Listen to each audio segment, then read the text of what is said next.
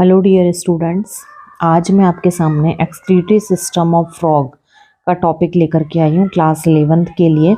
यहाँ पर आप देख रहे होंगे पूरी टर्मिनोलॉजी इंग्लिश में यूज़ की गई है, बट मैं इनको हिंदी मीडियम वालों के लिए थोड़ा सा हिंदी में भी प्रोनाउंसिएट करूँगी तो उनको थोड़ा सा क्लियर रहेगा। बाकी टर्मिनोलॉजी में कुछ भी नहीं है कि मतलब चेंज हो। अब यहाँ पे एक्सक्रीटरी मटेरियल के अकॉर्डिंग अगर हम बात करें तो हमने पढ़ रखा है ऑर्गेनिज्म को 3 कैटेगरी में डिवाइड किया गया है, अमीनोटैलिक, यूरियोटैलिक और यूरिकोटैलिक। चैप्टर के स्टार्टिंग में ही दिया हुआ है 19 चैप्टर में। जो अमोनिया एक्सक्रीट आउट करते हैं वो अमीनोटैलिक हो गए, जो यूरिया करते हैं उन्हें यूरियोटैलिक कहते हैं और जो यूरिक एसिड करते हैं उन्हें कहते हैं यूरिकोटैलिक। तो फ्रॉग जो होता है वो यूरिया एक्सक्रीट आउट करता है, इसीलिए इसे यूरियोटैलिक ऑर्गेनिज्म कहते हैं।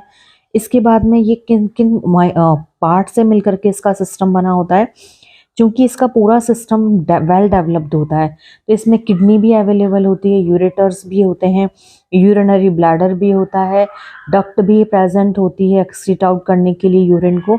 तो पूरा well developed settled urinary excretory system present होता है।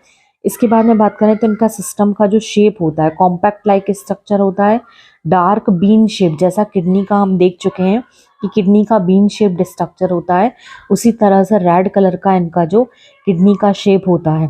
इसके बाद में मेन जो कंटेंट है वो मेल और फीमेल में यदि हम बात करें तो ये आपको अगर आप 12th में जब पढ़ोगे ह्यूमन बीइंग का तो बहुत कुछ मतलब मेल और फीमेल का जो सिस्टम होता है रिप्रोडक्टिव वो ह्यूमन बीइंग जैसा ही होता है फ्रॉग का भी।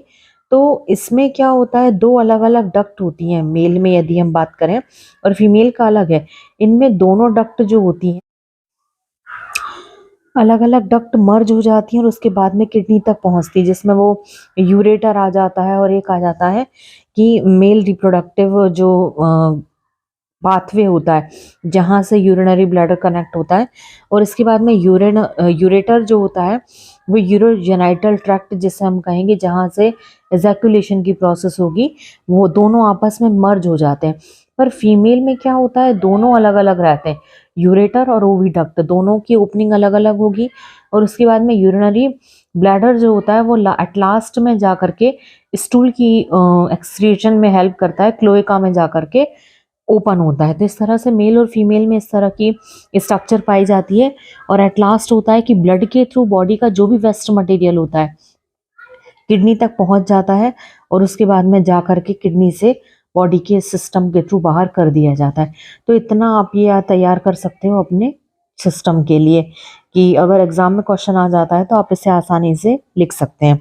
इसी तरह से वीडियो को देखते रहें और चैनल को सब्सक्राइब करें।